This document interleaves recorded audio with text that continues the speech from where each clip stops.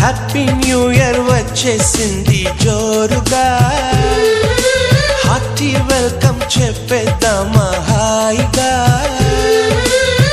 కొత్త కొత్త ఊహల్లో తెలిపోటియా, మనసులోని ఆశల్ని పంచుకో బ్రదర్. గుండెలోని భావాలు గుప్పుమన్న ఈ వేళ, కదిలల్లే కాలపు కన్నెకి టాటా చెప్పుదామా. జనవరితో అడుగులు వేస్తూ ముందుకి పోదామా.